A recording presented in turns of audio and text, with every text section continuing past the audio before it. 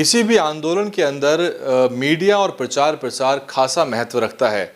साहब कांशीराम के समय से ही दीवारों पर नारे और स्लोगन लिखना एक बहुत ही अहम प्रचार का जरिया था। आज के ज़माने में जो काम सोशल मीडिया करती है, वही काम दीवार पर लिख के वॉल पेंटिंग करके किया जाता था। और इस वॉल पेंटिंग का इतिहास बहुत पुराना है। बहुत सारे आंदोलनों में विरोध का जो स्वर है वो दीवारों पर ग्राफिटी के रूप में फूटता है और आपको जगह जगह पूरे विश्व के अंदर दीवारों पे विरोध के नारे लिखे मिलते हैं। प्रचार प्रसार भी होता है दीवारों पे कई गई पेंटिंग के जरिए। मेरी मुलाकात हुई हरियाणा के युवा अजय बंबेवा से। वो साहब कांशीराम के नारे और बीएसपी के प्रचार की जो सामग्री है उसको पेंट करते हैं। अजय भाई, बहुत बहुत स्वागत है आपका। भाई आपका धन्यवाद। सुन पा रहे हैं आप हमें? हाँ, मैं सुन पा रहा हूँ। मैं ये जानना चाहूँगा कि ये जो आपने दीवार पे लिखने का जो ये प्रक्रिया है, ये कब से शुरू की थी और कहाँ से आपको ये मोटिवेशन मिला? क्या आइडिया था इसके पीछे? ये मोटिवेशन मुझे मान्यवर साहब कांशीराम की जो बुक जो लिखी गई है साहब कांशीराम के ऊपर से, उनसे मुझे मिली। क्योंकि मान्यवर साहब कांशीराम ने जब इस मूवमेंट को खड़ा किया, बहुजन मूवमेंट को जब खड़ा किया, तो उसमें मान्यवर साहब कांशीराम ने इस देश के अलग अलग कोनों में 1 लाख हाथी छापने का काम किया था। और उसी से जब मैंने उस किताबों को पढ़ा तो मैंने देखा कि मान्यवर साहब कांशीराम के इस आंदोलन में सबसे बड़ा प्रचार का साधन मान्यवर साहब कांशीराम ने इसी वोकल मीडिया को और इसको बताया था कि जो परमानेंट मीडिया, वोकल मीडिया। जी, वोकल मीडिया मतलब जो एक ज़बानी प्रचार है। हाँ, जुबानी प्रचार है। और उसके साथ साथ साहब कांशीराम ने कहा था कि हमें प्रिंट मीडिया हमें नहीं दिखाएगी, हमें इलेक्ट्रॉनिक मीडिया नहीं दिखाएगी, उसके लिए हमें एक मीडिया खड़ा करना होगा जिसको हमें परमानेंट मीडिया मान्यवर साहब कांशीराम ने कहा, जो जिसके द्वारा मान्यवर साहब कांशीराम ने दीवारों पे महापुरुषों के आंदोलन को लिखा और हाथी छापा और बताया लोगों को कि ये हाथी निशान किसका प्रतीक है, इसकी क्या भावनाएं हैं। बाबा साहब का एक बहुत बड़ा आंदोलन को मान्यवर साहब कांशीराम ने गति देने का काम किया। अजय, मुझे ये बताइए कि आप खुद ही लिखते हैं या फिर आपकी टीम है या फिर आप पेंटर हायर करते हैं या फिर खुद ही इसको दीवारों पे लिखते हैं आप?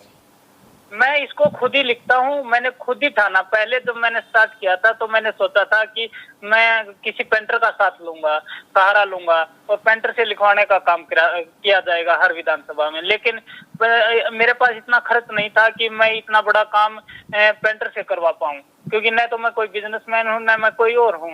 मैं एक आम साधारण कार्यकर्ता हूँ बहुजन समाज पार्टी का। और मैंने धीरे धीरे उसको ठाना और खुद ही जो परमानेंट पेंट होता है, जो पक्का पेंट होता है, उसके द्वारा मैं धीरे धीरे हाथी छापने के प्रयास करने लगा। और आज के दिन मैंने 50,000 से ज्यादा वॉल पेंटिंग इस देश के अलग अलग कोने में की है। कौन कौन सी जगह पे आपने किए, कौन कौन से राज्यों में किए, थोड़ा विस्तार से बताइए। इसमें मैंने हरियाणा पूरा कवर किया है। हरियाणा के बावजूद मैंने बुंदेलखंड का एरिया बहुत सारा कवर किया, जिसमें सीतापुर है, झांसी है। और मंडल की मैं बात करूं तो आगरा मंडल में मैंने मथुरा की जो विधानसभाएं हैं उनमें मैंने वॉल पेंटिंग का काम किया है। उसके बाद लखनऊ मंडल है, लखनऊ मंडल के वहां पे मैंने वॉल पेंटिंग का काम किया है। इसमें जानना मैं चाहूँ, क्या लिखते हैं आप? मतलब आप केवल पार्टी का नाम लिखते हैं, चुनाव चिन्ह बनाते हैं अपनी पार्टी का, या फिर आप क्या लिखते हैं? उसमें क्या कुछ होता है आपकी सामग्री में? हमारी सामग्री में मान्यवर साहब कांशीराम की जो मूवमेंट थी, साहब कांशीराम के समय एक अलग नारे होते थे, क्योंकि साहब कांशीराम ने मनुवादियों को डायरेक्ट चुनौती दी थी इसके द्वारा। लेकिन उसके बाद आदरणीय बहन कुमारी मायावती जब 2007 में पूर्ण बहुमत की सरकार लेके आई, उसके बाद बहन जी ने बहुजन हिताय बहुजन सुखाय की जगह सरोजन हिताय सरोजन सुखाय की बात लिखना स्टार्ट कर दिया गया और इस नारे को बदल दिया गया। अब हम किसी मनुवादी को टारगेट नहीं करते। अब बहन जी के जो कार्य हैं, जो बहन जी ने जितने विश्वविद्यालय बनाए, मेडिकल कॉलेज बनाए, या बहन जी ने जितने पार्क स्मारक बनाए और बहन जी ने समाज के लिए कितना कार्य किया, वो हम दीवारों पे लिखते हैं, हाथी छापते हैं।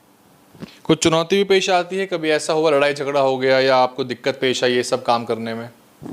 काफी बार ऐसा मेरे साथ हुआ है, क्योंकि मुझे 1.5 साल से ज्यादा हो चुका है ये कंटिन्यू मेरा काम चलता रहा है। आप अगर मेरे फेसबुक देखोगे तो उसमें पूरा यही मिलेगा, हाथी ही हाथी मिलेंगे, बहुजन समाज पार्टी का प्रचार ही मिलेगा वॉल पेंटिंग का।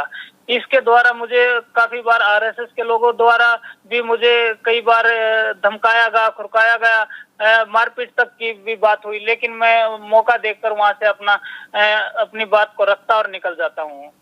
कितना खर्चा आता है इस पूरी प्रक्रिया में, आप दर्शकों को बताना चाहेंगे? क्योंकि ये एक प्रचार का एक ऐसा साधन है जिसको आज आम आदमी पार्टी भी इस्तेमाल कर रही है, बाकी अन्य सभी पार्टियां कर रही हैं, तो ये साहब कांशीराम के समय से एक लोकप्रिय प्रचार का माध्यम बना हुआ है, खासतौर से गांव देहात के इलाकों के लिए।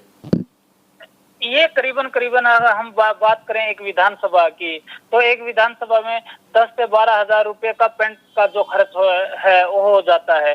साथ में मेरा खर्च जोड़ दिया जाए तो 15-20 हजार पर विधानसभा इसमें खर्च हो जाता है, क्योंकि मुझे भी किराया भाड़ा की जरूरत होती है, वो भी समाज ही करता है और मैं समाज से ही लेके पेंट का खर्च भी सब कुछ समाज से लेके करता हूँ। क्योंकि मुझे 3.5 साल से घर परिवार छोड़ दिया था, क्योंकि मुझे माने जयप्रकाश जी से जब मैंने प्रेरणा ली, साहब की जब आइडियोलॉजी को मैंने पढ़ा, साहब कांशीराम ने कहा था कि हर माँ को एक बच्चा इस समाज के लिए कुर्बान करना होगा, समाज के लिए त्यागना होगा।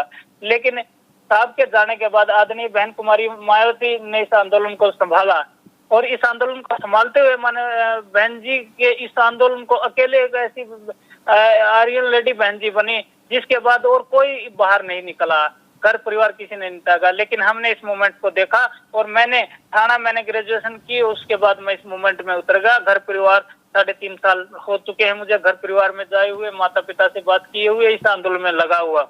क्या योजना है? अब 2022 में चुनाव है, कौन कौन से नारे हैं जो आप लिखने वाले हैं, कौन कौन से स्लोगन है जो लिखने वाले हैं, कुछ बताइए दर्शकों के लिए आप। अभी मैं जो स्लोगन लिखने वाला हूँ वो स्लोगन यही है। पहला स्लोगन तो हमारा यही रहेगा, 5वीं बार बसपा सरकार उत्तर प्रदेश।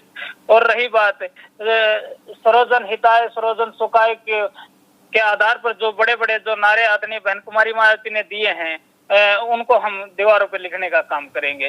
जिसकी जितनी संख्या बारी उसकी उतनी भागीदारी, इस तरह के जो नारे हैं उनको हम दीवारों पे लिखने का काम करेंगे। अजय जी बहुत बहुत शुक्रिया हमसे बात करने के लिए। और भी मैं नारे बता देता हूँ। बसपा लिखेगी नया अध्याय, सबको शिक्षा, सबको न्याय। इस तरह के जो नारे हैं उनको हम दीवारों पे लिखने का काम करेंगे। बहुत बहुत शुक्रिया अजय जी हमसे बात करने के लिए। तो आप सुन रहे थे हरियाणा के युवा को, बहुजन मिशनरी हैं और आजकल बहुत सारे राजनीतिक दल हैं जो बहुजनों की राजनीति कर रहे हैं। बसपा के लिए ये प्रचार प्रसार करते हैं और उन नारों को दीवार पे लिख के आते हैं।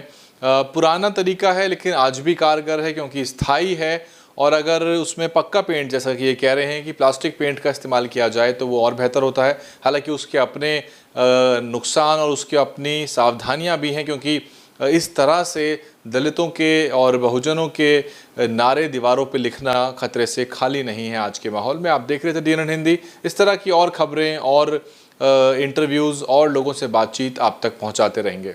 मैंने आप लोगों के लिए एक नया चैनल शुरू किया है, व्लॉगिंग चैनल। व्लॉग करके मैं आपको दिखाऊंगा कि बहुजन मीडिया कैसे काम करती है, बिहाइंड द सीन क्या कुछ होता है और दिन भर की मेरी गतिविधियां क्या रहती हैं।